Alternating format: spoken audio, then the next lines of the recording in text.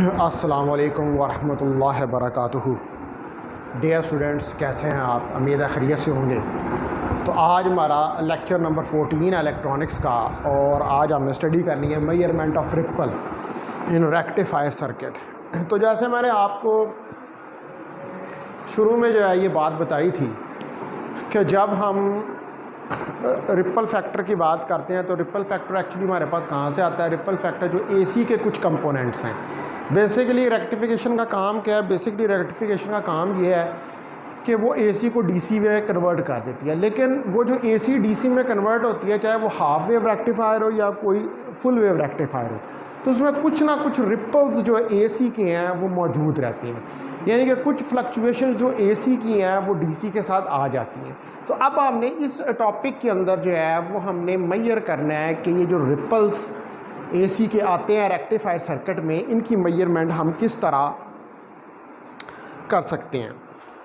तो जो output voltage है रेक्टिफायर सर्किट से वो स्टेडी नहीं होती। The output voltage from the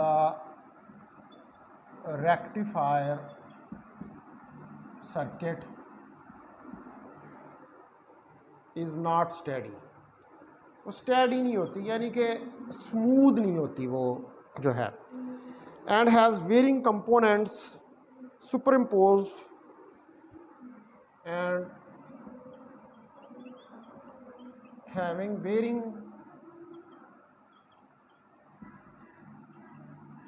components, और इसके अंदर हमारे पास वेरिंग कंपोनेंट्स होते हैं जो सुपर इम्पोज्ड हुए होते हैं average value of the DC voltage के ऊपर। Super imposed on the average value, जो हमारे पास एवरेज वैल्यू होती है डीसी वोल्टेज की, ऑफ द डीसी वोल्टेज। यानी कि जो डीसी वोल्टेज आपके पास आउटपुट पे आ रहा होता है उसमें हमारे पास जो है वो कुछ वेरिंग कंपोनेंट्स होते हैं। अब ये वेरिंग कंपोनेंट्स कौन से होते हैं? ये वेरिंग कंपोनेंट्स जो हैं एक्चुअली ये एसी के कंपोनेंट्स होते हैं। तो इसको as represented in figure A, जैसे कि फिगर ए में हमने इसको रिप्रेजेंट किया। ये मैं फिगर ए बनाता हूँ। ये देखें हमारे पास एक्सेस हैं, इस तरफ टी है टाइम जो पास कर रहा है, और इस तरफ वोल्टेज है। यानी कि ये हमारे पास एक्स साइड है और ये वाई साइड है। तो ये हमारे पास वोल्टेज जो आएगा वो कुछ इस किस्म का, ये देखें ना ऐसे, ये कुछ रिपल्स से उसके अंदर बढ़ते हुए बनते हुए आएंगे। तो ये यहाँ पर हमारे पास VDC की वैल्यू है, और ये जो है ये DC आ रही आउटपुट, और ये इसके अंदर रिपल्स हैं। यानी कि ये थोड़े से बम्प्स जो जंप्स आ रहे हैं। वैसे तो जो DC एक करंट होती है वो एक स्ट्रेट करंट जो है होती है, यानी कि वो एक ही डायरेक्शन में मूव करती है। लेकिन यहाँ पर ये कुछ बम्प्स जो हैं वो इसके अंदर आ रहे हैं। तो ये जो वेरिंग कंपोनेंट्स हैं इनको हम क्या कहते हैं? These varying components are known as ripples. These varying components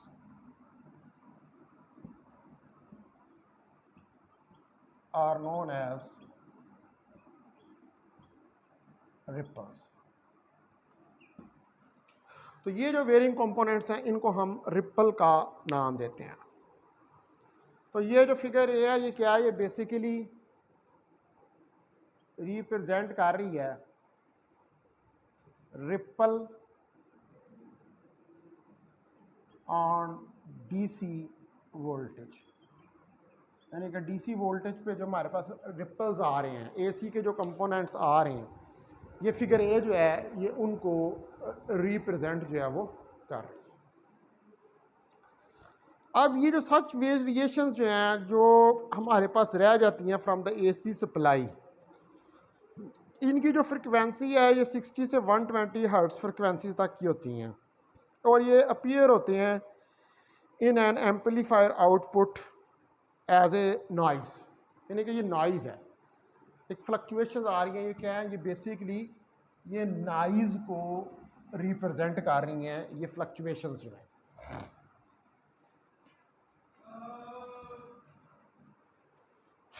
तो सच variations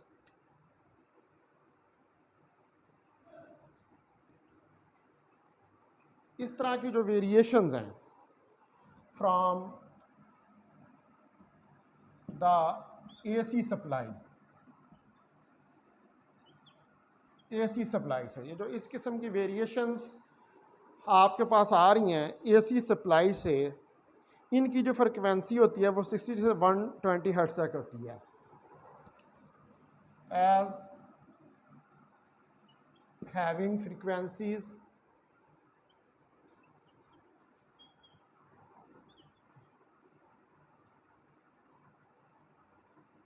from 60 hertz to 120 hertz, इतनी फ्रिक्वेंसी की ये हमारे पास जो है ये सप्लाई जो होती है उसमें ये वेरिएशंस आ रही होती हैं। तो ये अपीयर होती हैं in an amplifier output and will appear in an amplifier output as a noise। Amplifier का मतलब होता है जो सिग्नल को एम्पलीफाई करता है, यानी सिग्नल जो है उसके एम्पलीट्यूड को इंक्रीज कर दे तो उसको हम एम्पलीफायर करते हैं। तो ये जो एम्पलीफायर का आउटपुट है उसमें नॉइज़ के तौर पर, यानी कि ये फ्लक्चुएशंस हैं, ये एक नॉइज़, एक डिस्टार्शन, स्मूदिंग जो सिग्नल किया है उसको डिस्टर्ब कह रहे हैं। वैसे तो जो डीसी करंट है वो एक स्मूथ सिग्नल होना चाहिए जो आपको आउटपुट पर मिले, लेकिन ये जो एसी के कुछ कंपोनेंट्स हैं ये क्या करते हैं, उस स्मूथ सिग्नल को डिस्टर्ब कर देते हैं, इसकी वजह से फ्लक्चुएशंस आ जाती हैं। अब ये जो रिपल वोल्टेज है इसकी फ्रिक्वेंसी जो है वो इक्वल होती है फ्रिक्वेंसी ऑफ द सप्लाई के। The ripple voltage has frequency equal to the,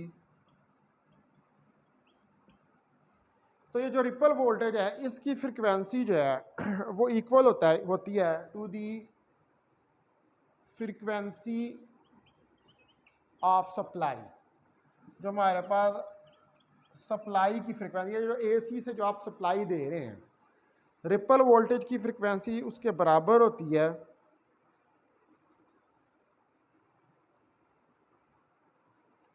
और ये ट्वाइस होती है इसकी value in the case of full wave rectifier and it's value is twice in the case of full wave rectifier. और full wave rectifier के case में इसकी frequency जो है वो ट्वाइस होती है, यानी कि डबल फ्रिक्वेंसी हो जाती है। तो रिपल एसी वोल्टेज जो अपीयर होता है across the output stages of different rectifier circuit is called ripple voltage, यानी कि वोल्टेज ये जो अपीयर होता है रिपल की फॉर्म, जो रिपल्स की फॉर्म में वोल्टेज आता है उसको हम रिपल वोल्टेज का नाम जो है वो देते हैं।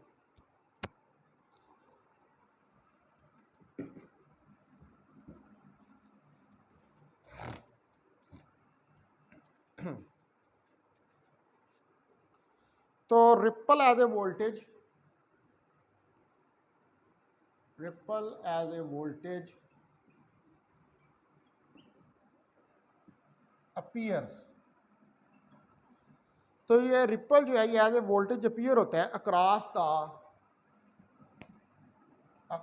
The output stages. हमारे पास आउटपुट स्टेजेस हैं, यानी कि जो आउटपुट हमें मिलती है ऑफ डिफरेंट रेक्टिफायर सर्किट्स, जो डिफरेंट रेक्टिफायर सर्किट्स की आउटपुट पे हमें मिलता है इज कॉल्ड रिपल वोल्टेज। तो इसको हम नेम देते हैं इज कॉल्ड रिपल वोल्टेज। इसको हम रिपल वोल्टेज का नाम है। तो रिपल एज ए वोल्टेज जो है वो पीयर्स होता है, यानी कि रिपल बेसिकली क्या है, रिपल भी एक वोल्टेज ही है जो डिफरेंट आपके पास जो रेक्टिफायर सर्किट्स हैं उनकी आउटपुट पे अपीयर होता है, क्योंकि आउटपुट के ऊपर आपका डीसी आ रहा होता है और डीसी के साथ जो डीसी वोल्टेज आ रहा होता है उसके साथ ये रिपल वोल्टेज भी आ रहा होता है, क्योंकि ये रिपल वोल्टेज जो है ये प्रोड्यूस हो रहा है एसी सप्लाई की वजह से। अब यहाँ पर हमने जो है कैलकुलेट करना है ripple factor gamma.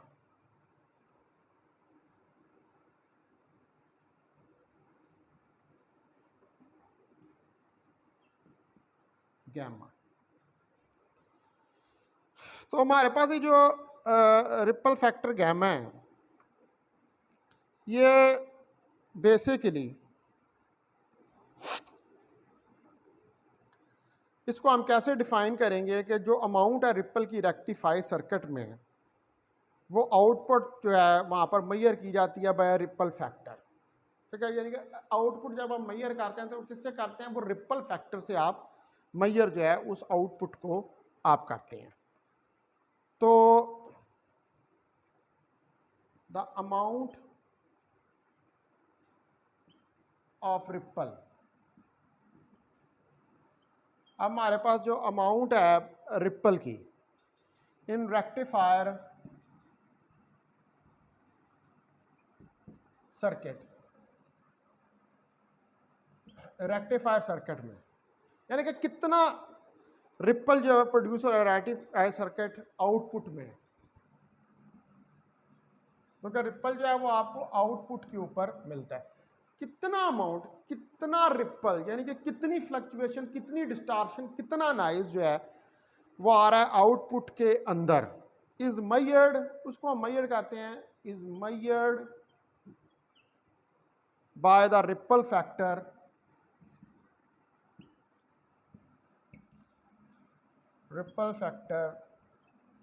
Gamma.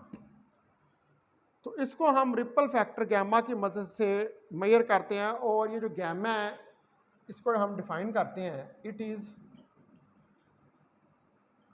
Defined as, इसकी जो डेफिनेशन है बेसिकली क्या है कि ये मेजर करता है कि कितना रिपल आउटपुट पे आ रहा है, यानी कि कितनी वैल्यू आ रहा है। अब आपके पास हाफ वेव रेक्टिफायर या फुल वेव रेक्टिफायर है तो उसके लिए आप मेजरमेंट करेंगे कितना रिपल आ रहा है।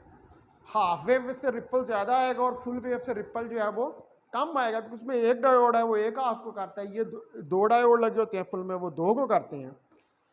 तो बेसिकली ये हमारे पास गैमा जो है इसको अगर हम डिफाइन करें तो ये क्या है, ये आरएमएस वैल्यू या रिपल वोल्टेज की, RMS value of ripple voltage, ये बेसिकली आरएमएस वैल्यू है रिपल वोल्टेज की, जिसको कि हम डिवाइड कर देते हैं डीसी वोल्टेज से।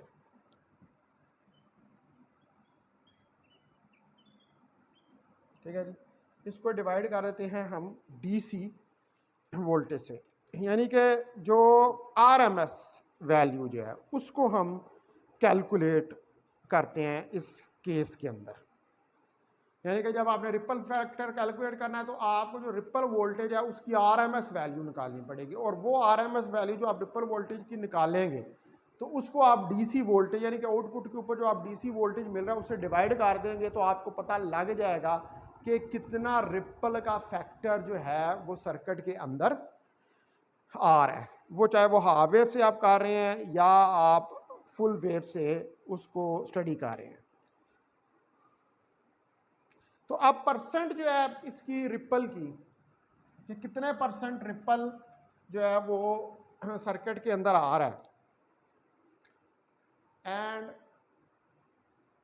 परसेंट रिपल, और जो परसेंटेज है रिपल की वो क्या, दैट इज RMS वैल्यू, वो भी हमारे पास RMS वैल्यू है of ripple voltage multiply by 100। ठीक है, उसको मल्टीप्लाई कर देंगे हम 100 से और डिवाइडेड बाय DC वोल्टेज, और ये डिवाइड होगा DC वोल्टेज। तो यहाँ से आपको परसेंट रिपल, यानी कि कितने परसेंट रिपल आ रहा है, कितना AC का कंपोनेंट जो है वो आपके पास आ रहा है। तो स्मॉलर वैल्यू जो गैमा की है वो इंडिकेट करती है स्मूदर आउटपुट वोल्टेज को, और ये क्लोजर अप्रोच करती है आइडियल DC को। तो ideal value of ripple factor जो होती है वो 0 होती है आपके पास। तो स्मॉलर वैल्यू ऑफ गैमा, जो स्मॉलर वैल्यू है गैमा की, रिप्रेजेंट्स द स्मूदर, ये रिप्रेजेंट करती है आपके पास जो स्मूदर आउटपुट वोल्टेज है।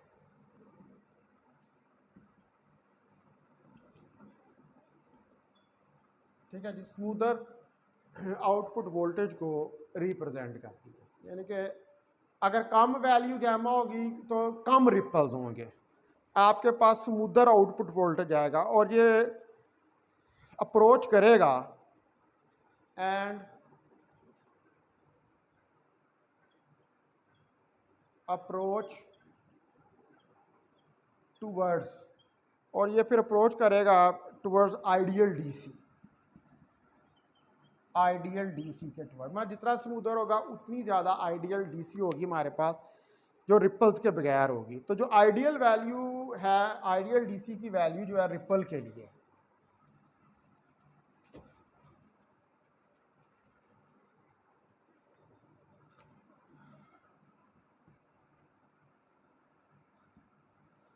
तो हमारे पास जो ideal value of ripple factor है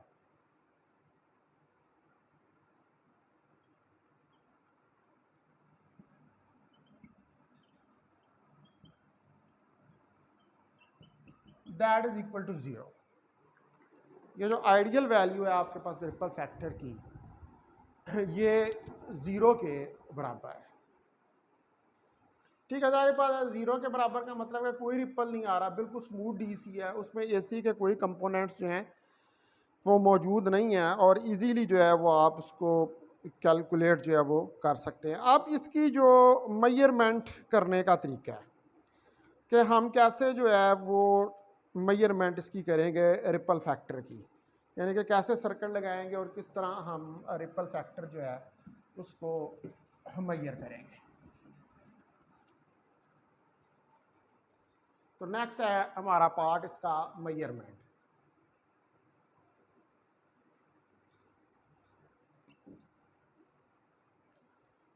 तो जो एक AC वोल्ट मीटर है वो रीड करता है RMS वैल्यू जो होती है AC की और रिपल कंपोनेंट, जब आप इसको कनेक्ट करते हैं रेक्टिफायर लोड से through a large capacitor to block the DC voltage.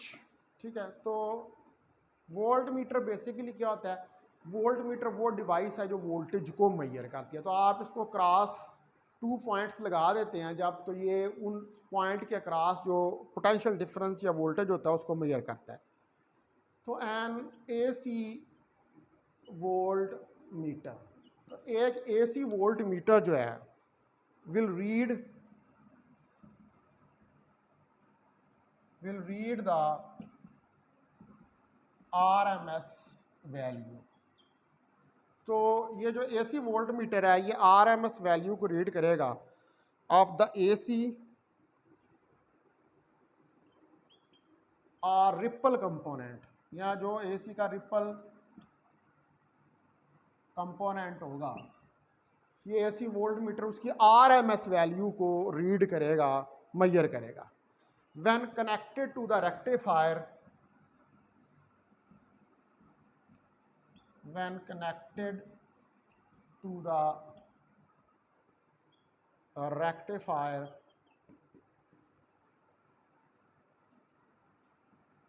through diode.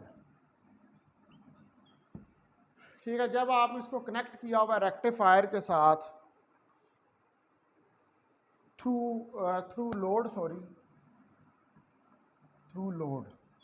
Load के थ्रू आपने इसको कनेक्ट किया हुआ है रेक्टिफायर के साथ through a large capacitor.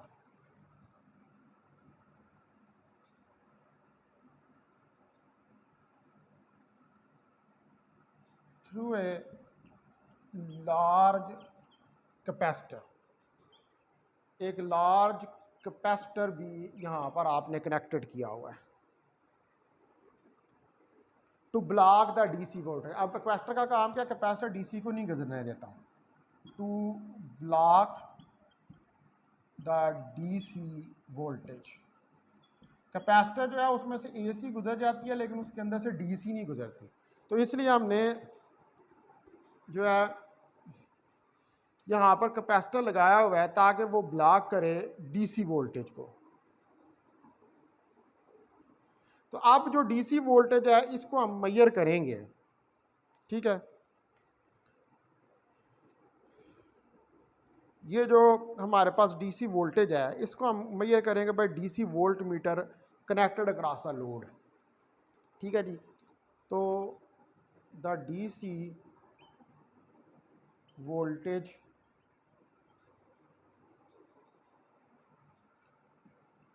Can be measured by DC volt meter.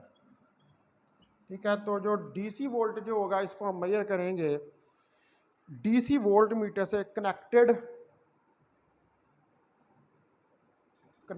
Across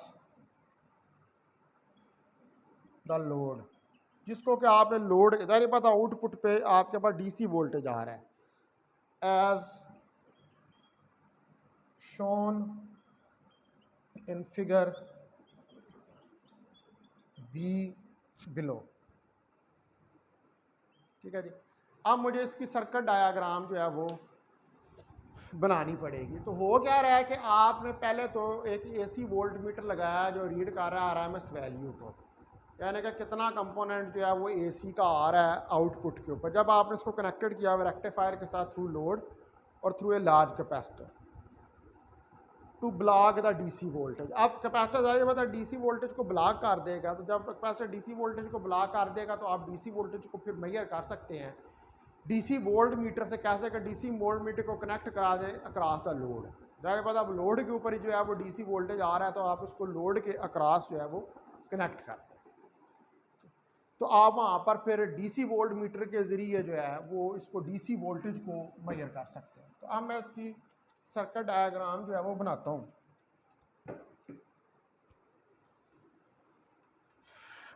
तो सर्किट डायग्राम जो है इसमें देखेंगे यहाँ पर ये हमारे पास जो है वो एसी है। ठीक है, और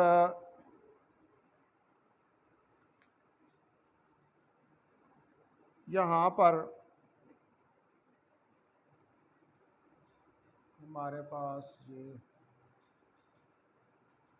ट्रांसफार्मर है।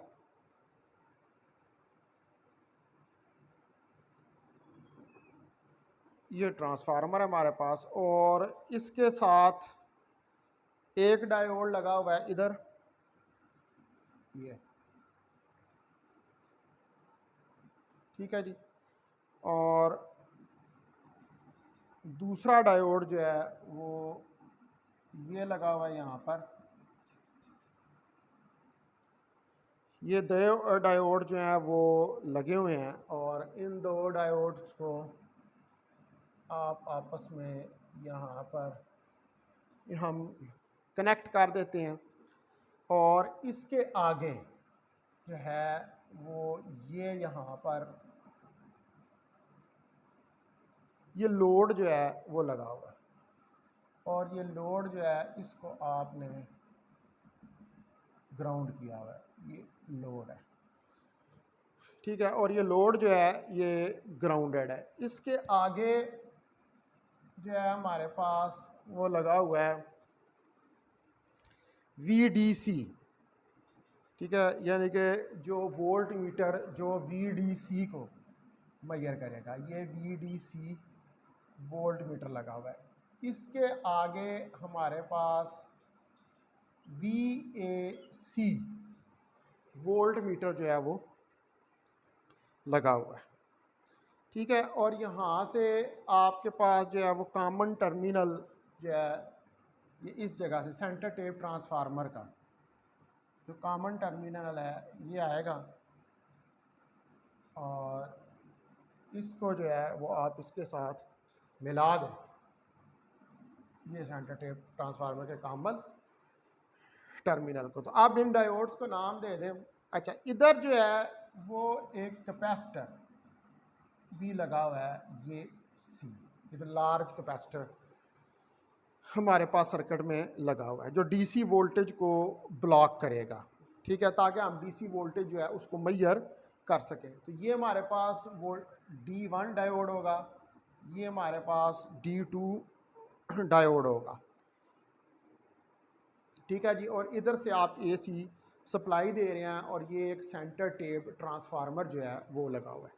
तो ये क्या हमारे पास ये सर्किट है for measuring ripple percentage, figure B, circuit for the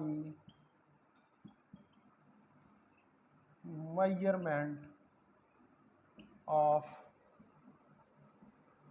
ripple percentage, यानी कि जो रिपल की परसेंटेज आ रही है उसकी मेजरमेंट करने के लिए ये सर्किट जो है ये हमारे पास बना हुआ है, ठीक है जी। ये सर्किट डायग्राम है। तो आपको पता है कि इलेक्ट्रॉनिक्स के अंदर सर्किट डायग्राम जो है उनका तो करेक्ट होना बड़ा ज़रूरी होता है। तो अब जो हमारे पास हाफ वेव रेक्टिफायर है उसमें जो वैल्यू होती है गैमा की वो 1.21 होती है, ठीक है, यानी कि जो स्टडी वोल्टेज है फॉर स्टडी वोल्टेज, जो स्टडी वोल्टेज है the value of gamma is small. तो जो आपके पास स्टडी वोल्टेज है उसके अंदर जो गैमा की वैल्यू होती है वो हमारे पास स्मॉल होती है, और जो AC वोल्ट मीटर है वो RMS वैल्यू रीड करता है AC कंपोनेंट की, तो जब आपने उसने कनेक्ट किया होता है और DC जो ब्लॉक करता है उसको। तो जो हाफ वेव रेक्टिफायर है उस हाफ वेव रेक्टिफायर सर्किट के लिए जो वैल्यू है गैमा की वो 1.21 होती है।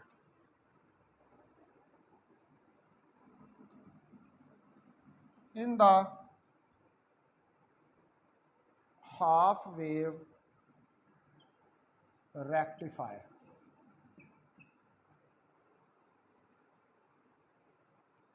the value of gamma equal to 1.21 half wave rectifier के लिए होती है।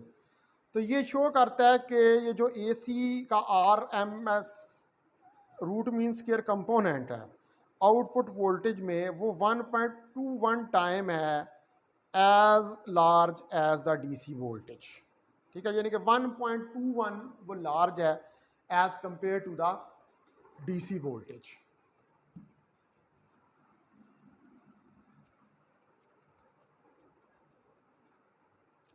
तो ये हमें बता रहा है दिस शो दैट, ठीक है, इस के गैमा 1.21 से हमें क्या पता चल रहा है कि जो that AC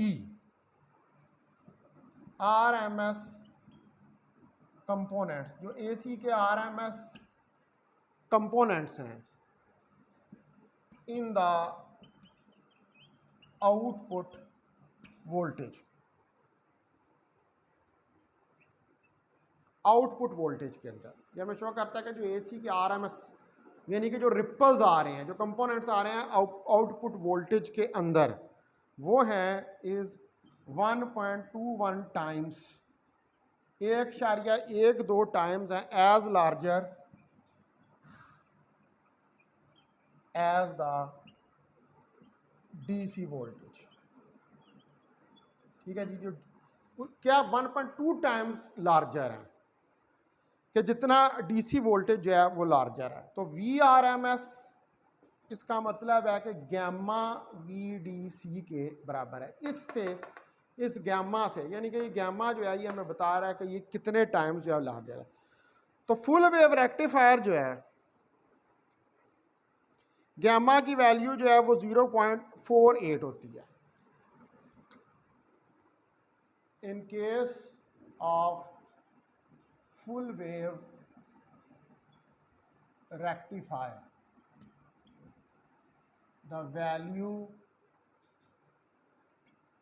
of gamma is, जो गैमा की वैल्यू है वो 0.48 है और 48% है। ठीक है, और ये जो वैल्यू थी जो आपके पास आरएमएस की आ रही थी वैल्यू इसके लिए हाफ वेव रेक्टिफायर के लिए, तो इसकी परसेंटेज कितनी थी? ये 1.21 टाइम्स है, तो इसकी परसेंटेज यहाँ पर ब्रैकेट में ले लें, लिख लें 1.21% थी इसकी परसेंटेज, उसकी 48% है, इसकी 1.21% है। तो इसका मतलब है कि 48% तो बहुत कम रिपल है, लेकिन जो आपके पास 121% है ये तो बहुत ज़्यादा है।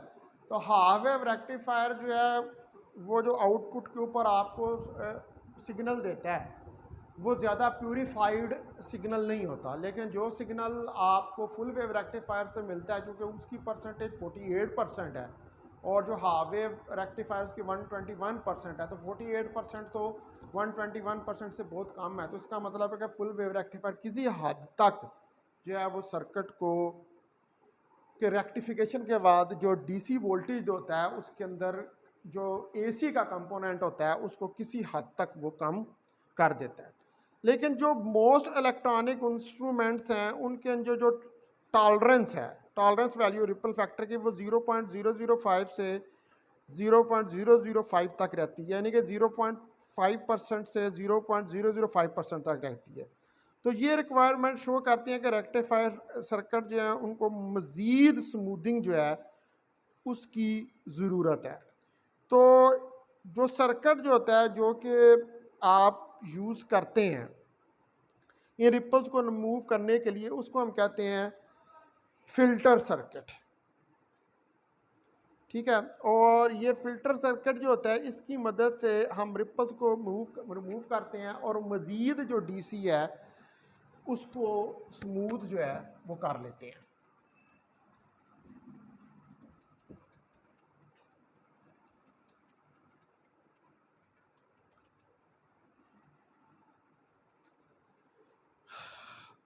तो जो ज़्यादा हमारे पास इलेक्ट्रॉनिक इंस्ट्रूमेंट्स हैं, but in the most electronic instruments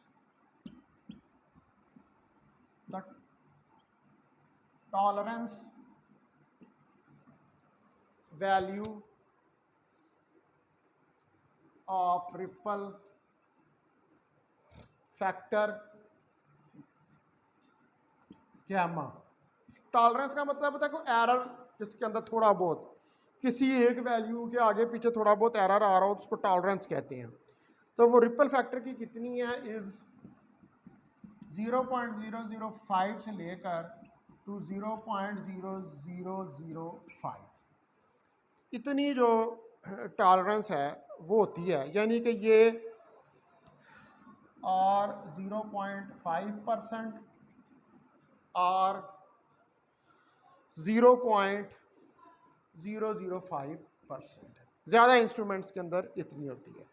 तो ये रिक्वायरमेंट शो करती हैं कि rectifier circuit needs more smoothing. ठीक है, these requirements shows that rectifier circuits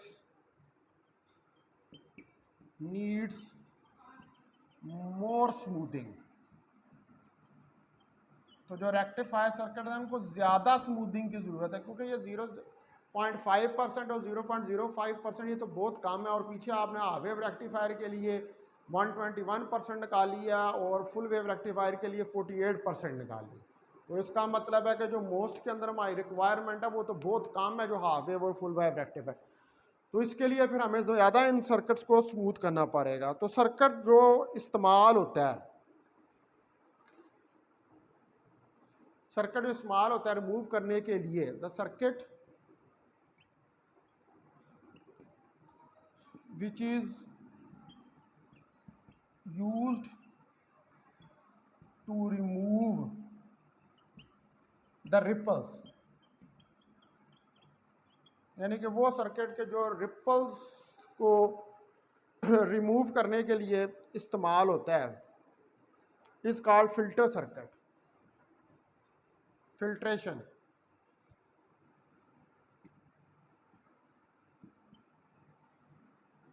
तो उसको जो है हम फिल्टर सर्किट, यानी कि जो फिल्टर कर देता है, रिमूव कर देता है कुछ पोर्शन, और जो प्रोसेस है of removing ripple is called smoothing. And process of removing the ripples is known as smoothing। और ये जो प्रोसेस है जिसके अंदर हम रिपल्स जो हैं इनको रिमूव करते हैं, इस प्रोसेस को हम स्मूथिंग जो है उसका नाम देते हैं। तो अब हमारा नेक्स्ट टास्क जो है, वो नेक्स्ट टास्क ये है कि हमने जो है वो रिपल सर्किट्स जो हैं उनको स्टडी करना है। और ये जो रिपल सर्किट्स होते हैं हमारे पास, ये बेसिकली 3 किस्म के सर्किट्स होते हैं। यानी कि जो फिल्टर सर्किट्स होते हैं रिपल्स को रिमूव करने के लिए, ये हमारे पास बेसिकली 3 किस्म के सर्किट्स होते हैं।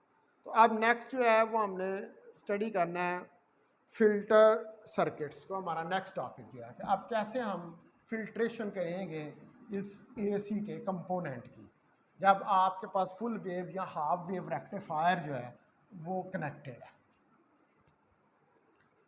तो filter circuits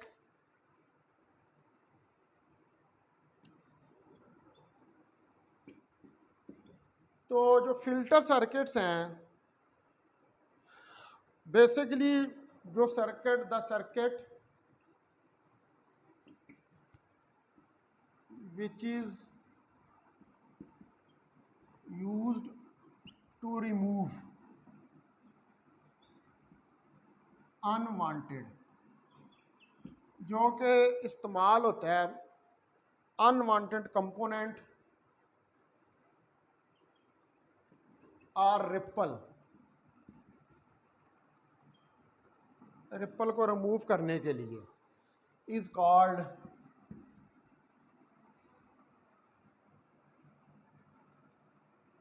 filter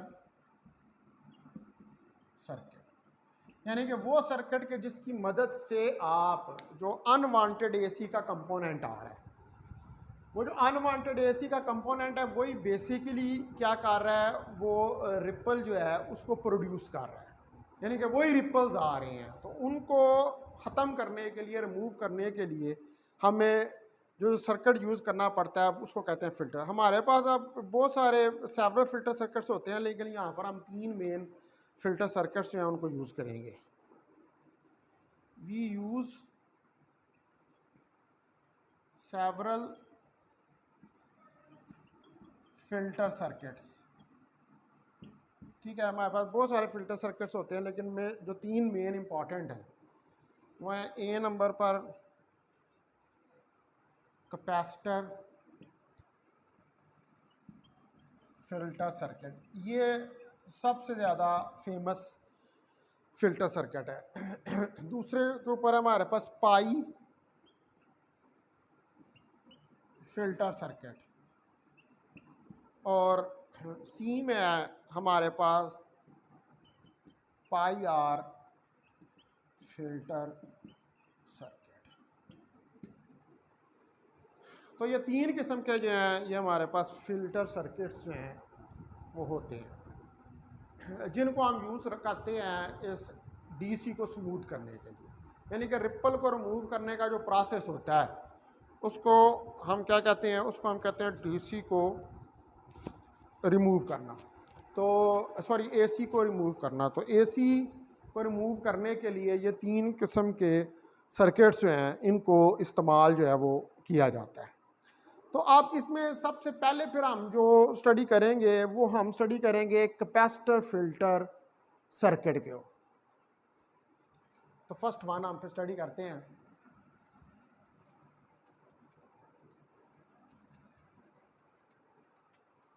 capacitor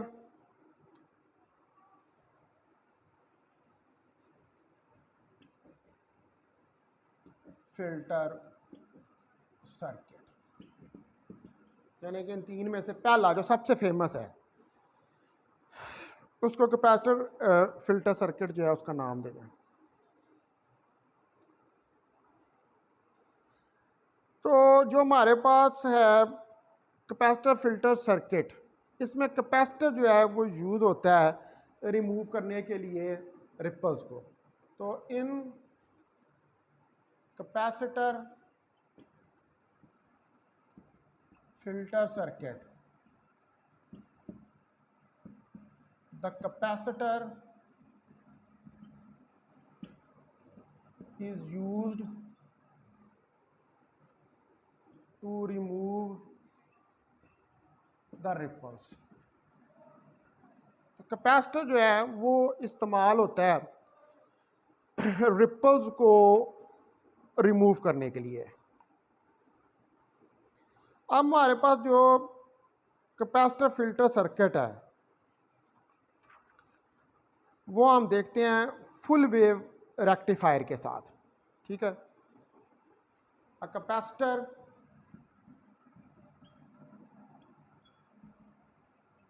filter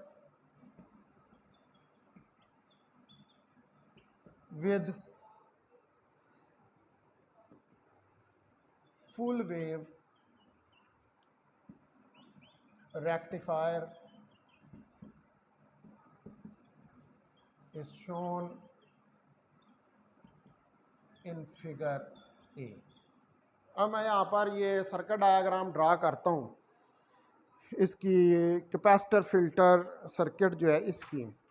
ठीक है, और इसकी मदद से फिर हम समझने की कोशिश करते हैं कि ये कैपेसिटर फिल्टर सर्किट जो है वो किस तरह वर्क करता है। तो ये फिगर ए में करने लगा हूँ ड्रा। ये देखें, ये आपके पास ए सी है जो आप दे रहे हैं, और इधर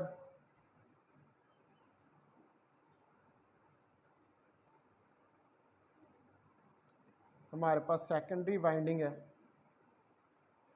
ठीक है जी, इसके साथ जो है वो ये दो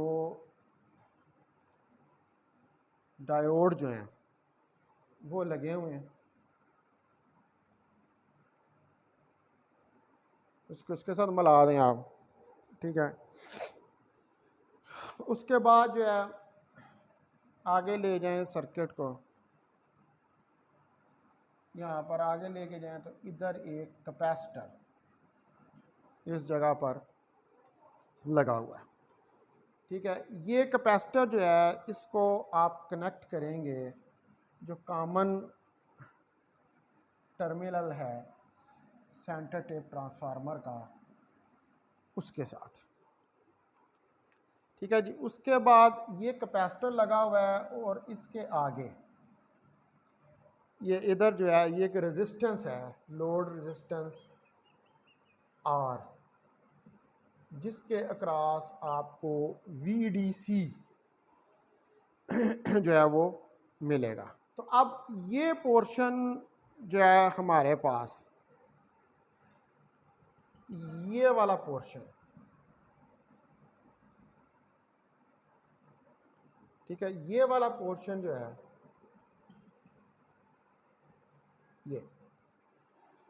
ये बेसिकली पोर्शन है आपके पास फिल्टर और लोड का। ठीक है, ये पोर्शन किसका है?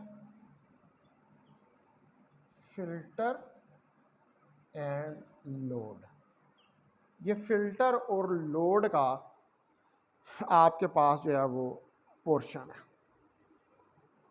ठीक है जी। यहाँ पर भी ये पॉइंट, इधर पर भी ये पॉइंट जो है वो आप बना रहे हैं। तो ये डायोड जो है हमारे पास D1 है, ये डायोड D2 है। तो यहाँ पे ये प्लस और ये हमारे पास V वोल्टेज जो है वो आ रहा है, और ये आपके पास जो है ये कैपेसिटर जो है वो लगा हुआ है, C कैपेसिटर जो है वो कनेक्टेड है। तो ये हमारे पास कैपेसिटर फिल्टर सर्किट है। इसको ए मैं फिगर कह देता हूँ, इसको कहता हूँ कैपेसिटर फिल्टर सर्किट। ठीक है जी, ये हमारे पास कैपेसिटर फिल्टर सर्किट है।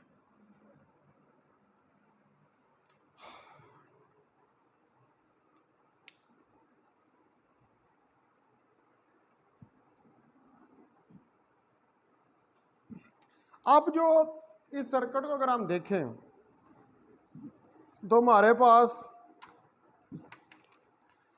जो रेजिस्टेंस है कैपेसिटर की, ठीक है, ये पॉइंट्स जो हैं यहाँ पर, ये I और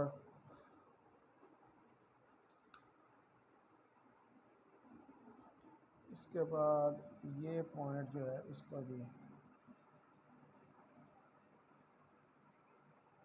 ये भी I हमारे पास करंट जो है वो पास कर रही है। तो अगर जो रिएक्टेंस है कैपेसिटर की एट द पावर फ्रिक्वेंसी, ठीक है, जो पावर की हमारे पास फ्रिक्वेंसी, जो पावर लाइन है फ्रिक्वेंसी की, उसके ऊपर अगर वो स्मॉल है as compared with the load resistance R, तो AC कंपोनेंट्स जो हैं वो सॉर्ट आउट हो जाएंगे and only DC component appear in the load resistance. ठीक है, अगर if the reactance of capacitor, अगर जो जारी बात है कैपेसिटर जो है वो भी तो कोई रिएक्टेंस जो है वो शो कर रहा है। रिएक्टेंस का मतलब होता है रेजिस्टेंस, जो रेजिस्टेंस ऑफर्ड होती है बाय द कैपेसिटर उसको हम रिएक्टेंस जो है उसका नाम देते हैं। तो if the reactance of capacitor, तो अब जो हमारे पास रिएक्टेंस है कैपेसिटर की at the power line of frequency, जो पावर लाइन है आपके पास फ्रीक्वेंसी की, इस स्मॉल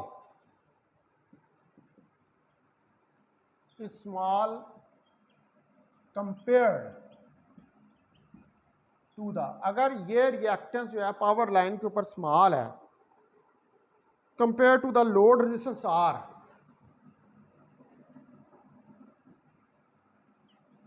लोड रेजिस्टेंस आर से ये छोटी है, यानी कि ये जो इसके क्रॉस रिएक्टेंस क्या होगी XC कहते हैं रिएक्टेंस ऑफ कैपेसिटर को। तो अगर ये XC जो है ये स्मॉल है लोड रेजिस्टेंस आर से, यानी कि XC is much less than R, ये कंडीशन है। अगर XC जो है वो मच लेस देन आर है तो जो AC कंपोनेंट्स हैं, ठीक है, तो the components of AC are sorted out, तो उनको तो सॉर्ट कर लिया जाएगा, निकाल लिया जाएगा, ठीक है, वो सॉर्टेड आउट हो जाएंगे। And only DC component in the load and only, और हमारे पास जो है वो सिर्फ DC कंपोनेंट अपीयर होगा, and only DC component appear in the load resistance R। तो फिर जो है वो सिर्फ DC कंपोनेंट जो है वो आपका अपीयर होगा लोड रेजिस्टेंस R के अंदर, लेकिन किस कंडीशन में, अगर कैपेसिटर की रिएक्टेंस कम है लोड से, अगर कैपेसिटर यानी कैपेसिटर की रेजिस्टेंस जो अगर वो कम है लोड से, तो फिर DC का जो कंपोनेंट है वो सॉर्ट आउट हो जाएगा, ठीक है, AC का कंपोनेंट जो है वो सॉर्ट आउट हो जाएगा, यानी कि वो निकल जाएगा, कैपेसिटर उसको फिल्टर कर देगा, और सिर्फ आपको लोड रेजिस्टेंस के अंदर जो है वो DC का कंपोनेंट जो है वो मिलेगा। तो अब ये जो XC होती है इसकी, ये होती है 1/ωc, और ओमेगा होता है 2πf के बराबर, तो XC जो है ये 1/2πfc के बराबर होती है।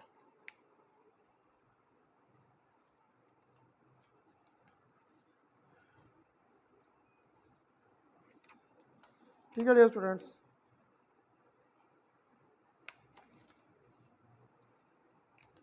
अब हम देखते हैं कि ये इसका ऑपरेशन जो है वो किस तरह होता है, और ये किस तरह ये सर्किट ये जो हमने फिगर ए के अंदर बनाया है ये ऑपरेट करता है, और कैसे हमारे पास जो है वो रेक्टिफाइड सिग्नल जो है वो एंड के ऊपर हमें मिलता है।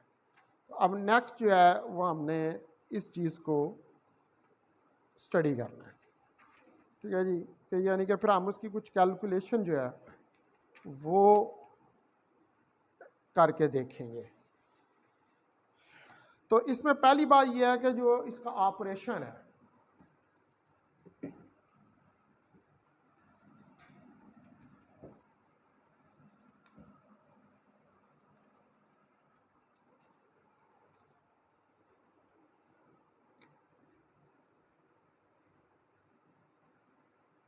Operation,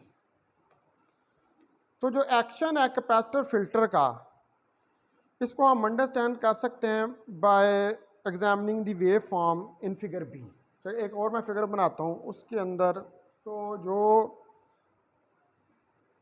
the action of the capacitor can be examined, इसको हम एग्जामिन कर सकते हैं, capacitor filter can be examined, इसको हम इजीली अंडरस्टैंड कर सकते हैं या एग्जामिन कर सकते हैं by wave form, wave form जो है ड्रा करके इन फिगर बी। अब ये फिगर बी के अंदर मैं वेव फॉर्म जो है उसको ड्रा करता हूँ, तो आप देखें कि ये हमारे पास इस तरफ x है और इस तरफ t है, और ये हमारे पास y है, और y पर हमारे पास वोल्टेज है, ठीक है जी। अब ये आपके पास कुछ इस तरह के ये ऐसे बम्प्स जो हैं वो आएंगे,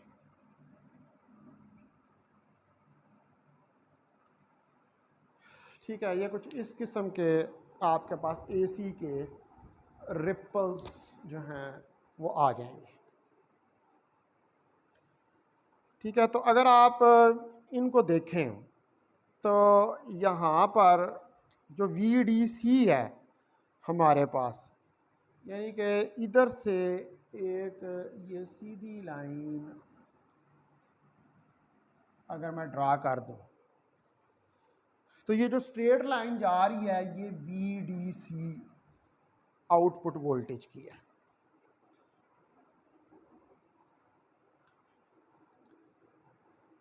ठीक है जी। तो इसके अंदर जो डायोड्स हैं D1 D2, ठीक है, ये डायोड्स D1 D2 जो हैं, अब आप देखें कि यहाँ पर अगर मैं इसको इसके साथ मिला दूँ और यहाँ से ऐसे और फिर इधर से ये और इधर इसको मैं ज़रा गाढ़ा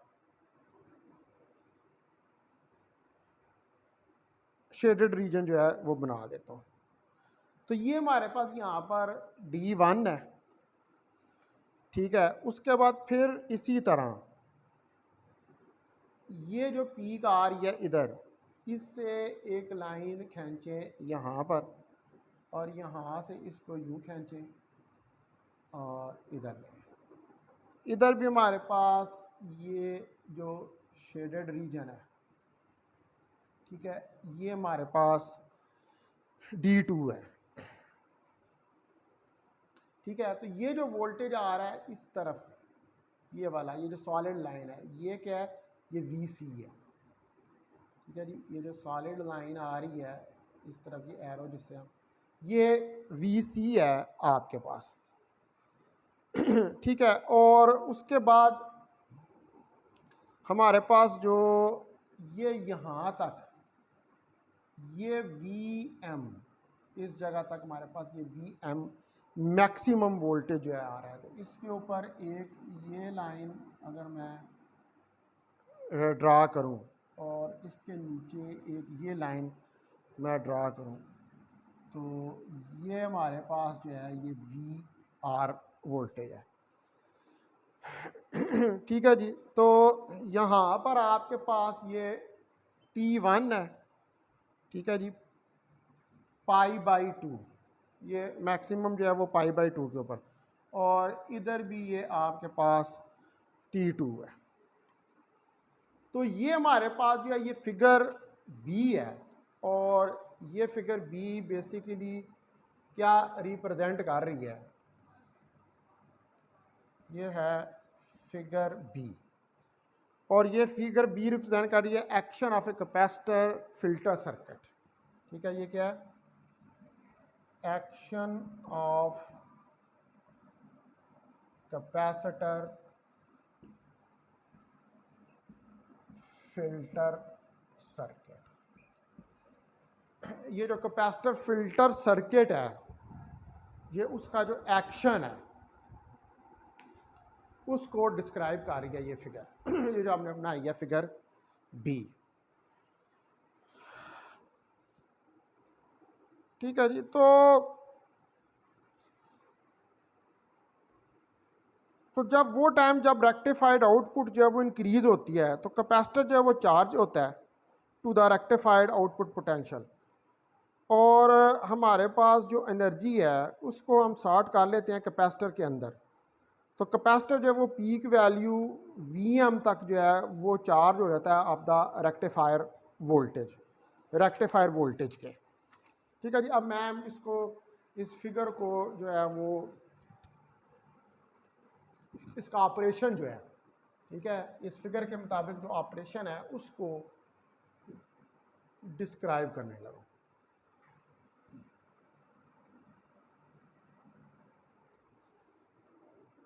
ये हमारे पास VDC। तो during the time when the rectified output is increasing, ठीक है जी, ड्यूरिंग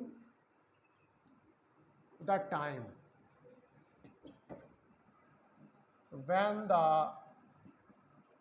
रेक्टिफाइड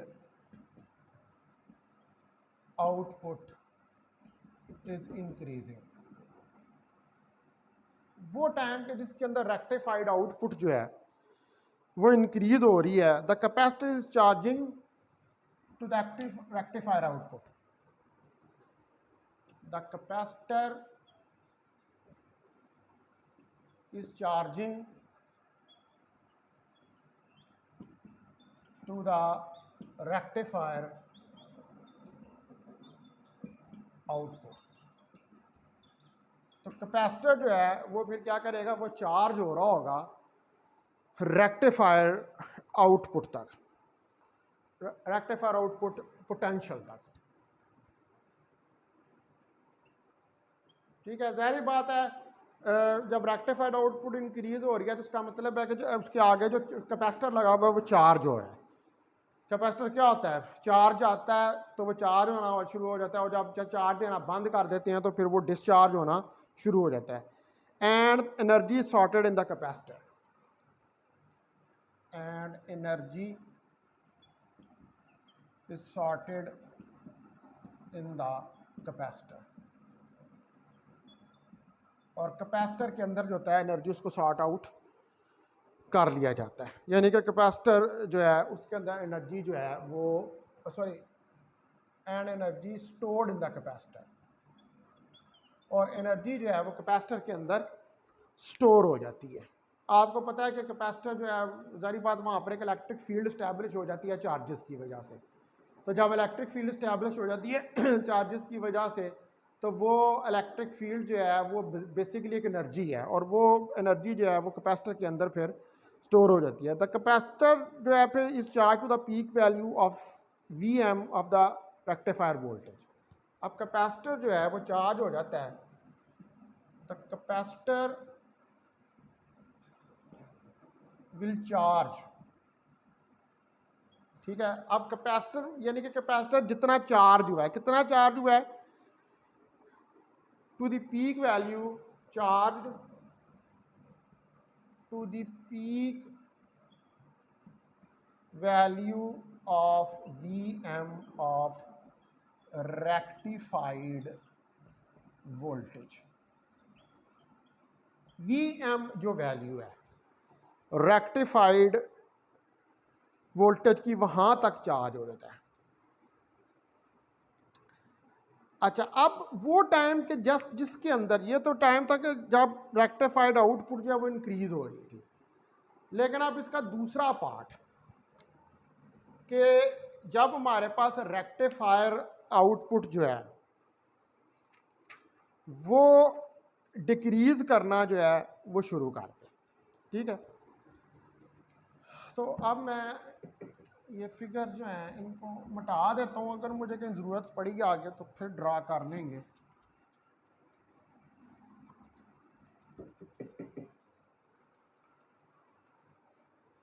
ठीक है जी, तो during the time when the rectifier potential fall, during the time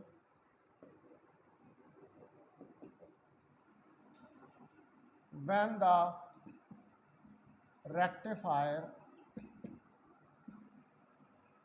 potential false,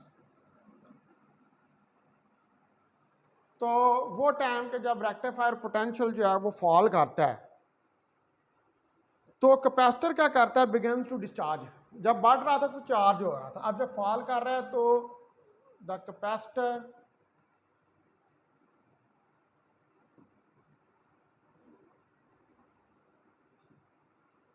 begin to discharge. तो अब ये डिस्चार्ज होना यानी कि इसमें से चार्ज जो है वो रिलीज होना शुरू हो जाएगा, ये डिस्चार्ज होना शुरू हो जाएगा through are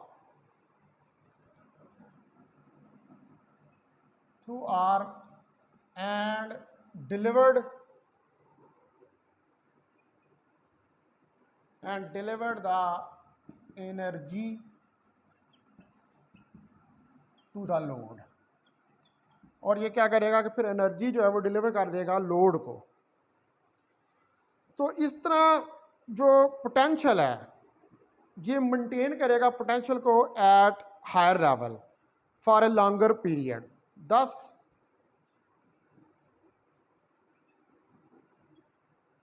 maintaining the potential at higher level। ठीक है जी, तो इस वजह से हायर लेवल यानी कि ज़्यादा लेवल तक पोटेंशियल जो मेंटेन रहेगा for a longer period.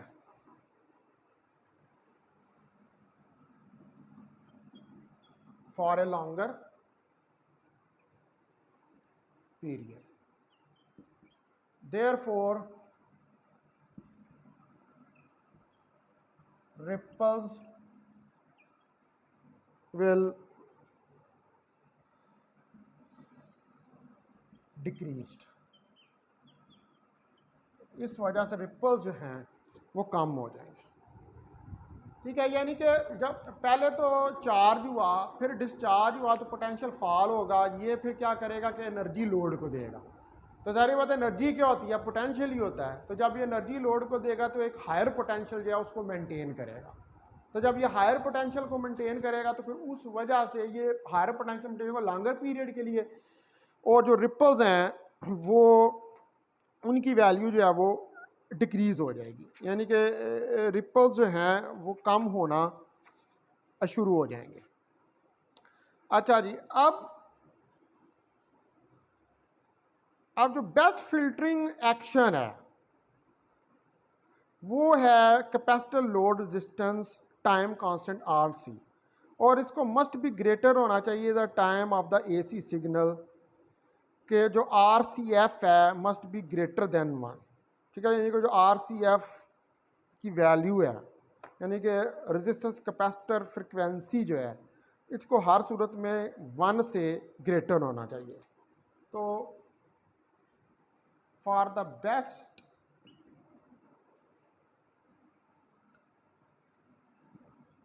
Filtering action, जो बेस्ट इसका फिल्टरिंग एक्शन है उसके अंदर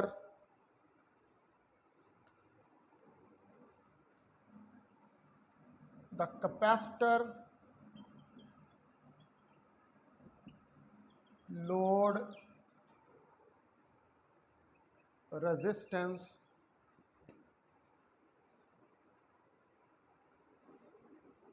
टाइम कांस्टेंट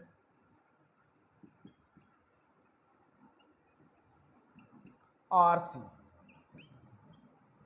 ये जो टाइम कांस्टेंट RC है मस्ट बी ग्रेटर देन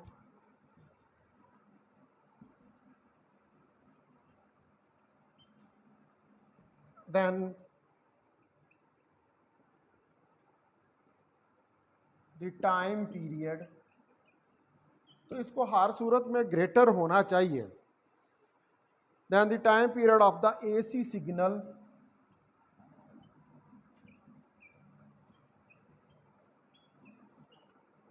जो टाइम पीरियड आपके पास AC सिग्नल है उससे इस टाइम कांस्टेंट को ज़्यादा, यानी कि that is RCF must be, that is RCF must be greater then 1।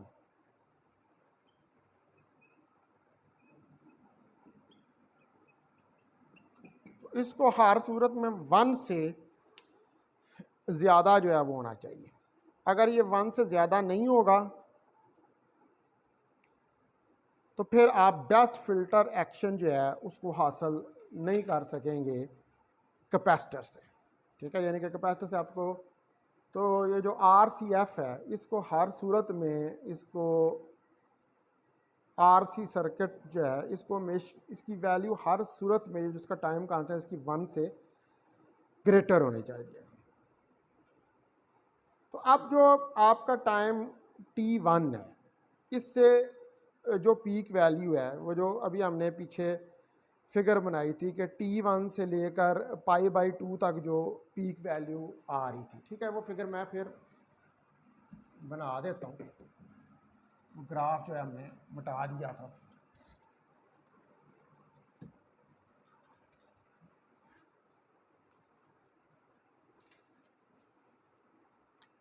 तो आप देखें कि वो ग्राफ क्या था। ये ग्राफ था हमारे पास,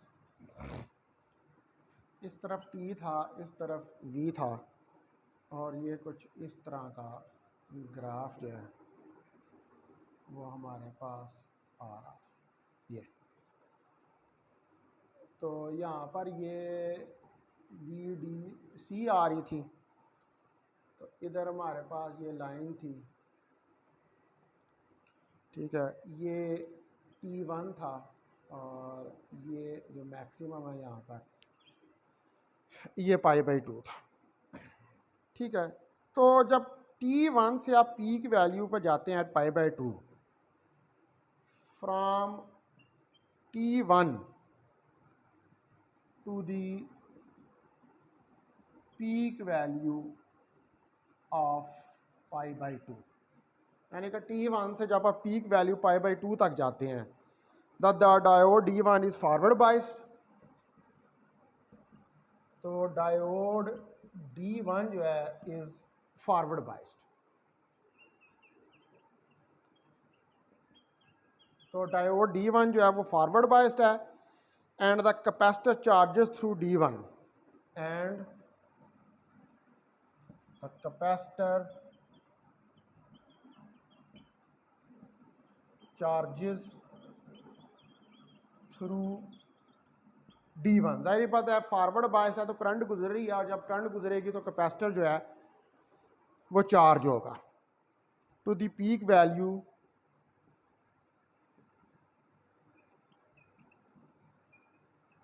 एट VM। पीक वैल्यू जो VM है उस तक ये चार्ज होगा। ठीक है, वेव की जो ये जो वेव आ रही है इसकी जो पीक वैल्यू है इस तक ये चार्ज होगा। ठीक है, तो जब ट्रांसफार्मर वोल्टेज जो है वो फॉल करता है बिलो VM, ठीक है, व्हेन द ट्रांसफार्मर वोल्टेज, जब ट्रांसफार्मर वोल्टेज जो है वो फॉल करता है, अब आप देखें ना ये वैल्यू जो इधर आ रही है ये VM ही है, तो इससे जब आप वोल्टेज फॉल करता है when the transformer voltage falls below, जब फॉल करता है पीक वैल्यू से VM आफ्टर π/2, यानी कि ये π/2 पीक है, अब इसके बाद ये VM π/2 के ऊपर VM आ रही है तो वहाँ से वोल्टेज जो है वो फॉल करना शुरू होगा। तो the diode D1 becomes,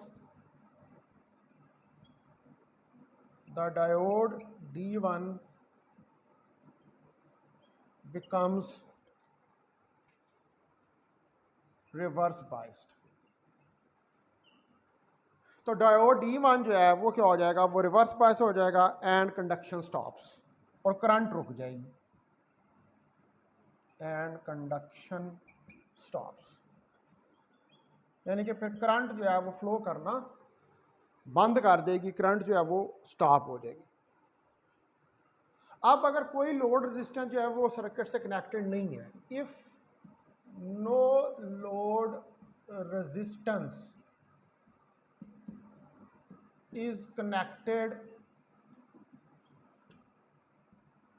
to the circuit,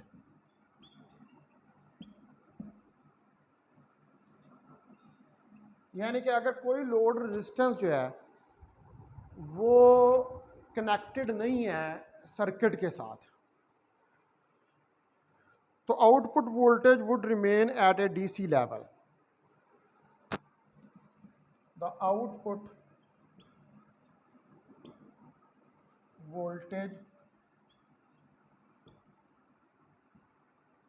will remain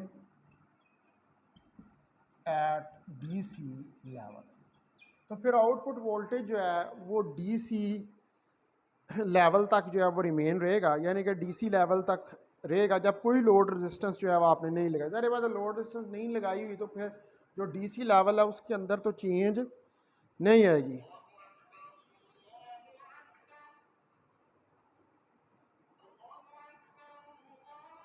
बीच में अज़ान का टाइम हो गया तो हम थोड़ा सा वक्फा ले लेते हैं।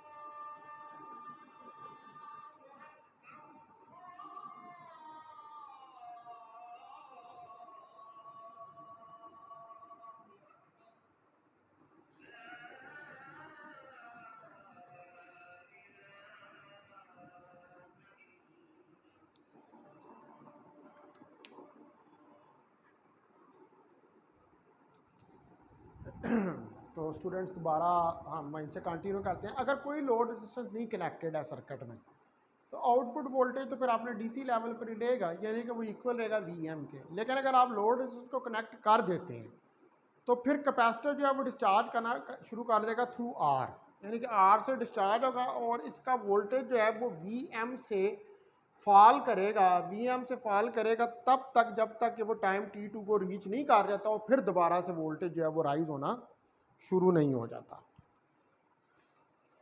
ठीक है जी। तो इस टाइम के ऊपर डायोड D2 जो है वो फॉरवर्ड बाइस हो जाता है। At this time the diode D2 is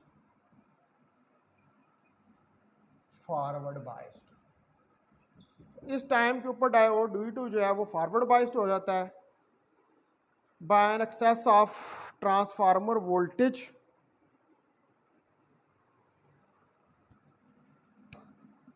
by an excess of transformer voltage, यानी कि वो वोल्टेज जो आपको ट्रांसफार्मर से मिल रहा है VC। ठीक है जी। जो VC वोल्टेज जो आपको ट्रांसफार्मर से मिल रहा है उस वोल्टेज की वजह से ये फॉरवर्ड बायस हो जाता है और जो डायोड है वो रीचार्ज होता है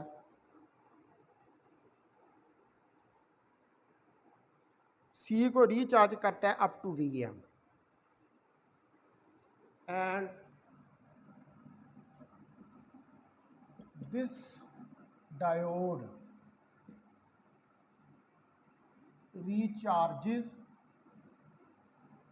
C2, यानी कि कैपेसिटर को फिर चार्ज करता है C2 VM for the second half cycle.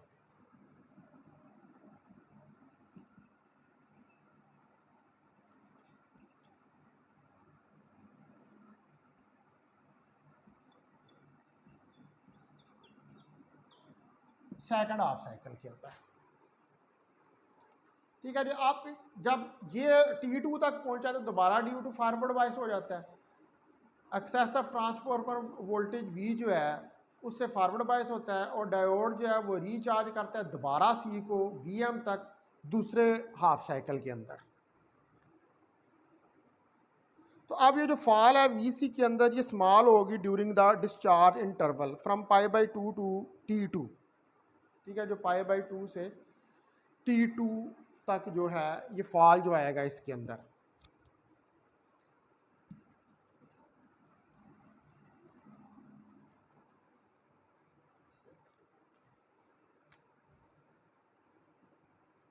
The fall in VC। अब जो VC के अंदर जो है हमारे पास फॉल आ रही है विल बी स्मॉल। ठीक है। ये जो ट्रांसफार्मर वोल्टेज है ये जो इसमें फॉल आ रही है ये स्मॉल है during the discharge interval.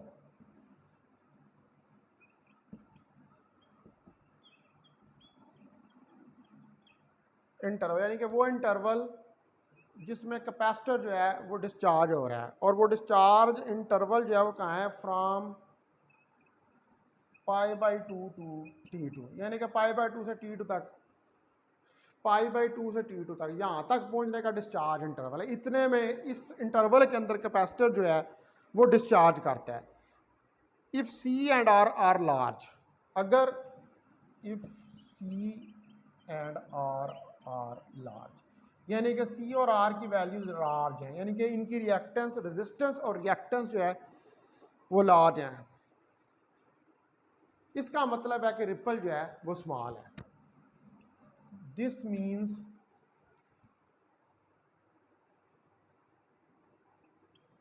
That the ripple is small. ठीक है जी स्टूडेंट। अब यहाँ पर मैं इसको स्टॉप करता हूँ। अभी भी इसका काफ़ी पोर्शन बाकी है। अभी हमने ऑपरेशन पढ़ा है इसका। अब हम इसका आगे जो एक्सप्रेशन है गैमा और वीडीसी का उसको कैलकुलेट करेंगे और फिर एक और ग्राफ जो है वो बनाएंगे और उसको डिस्कस करेंगे। ये फिर मैं जो है ये कल आप लोगों के साथ इसको डिस्कस करूँगा। उसके बाद फिर हमने पाई फिल्टर जो है उसको भी स्टडी करना है।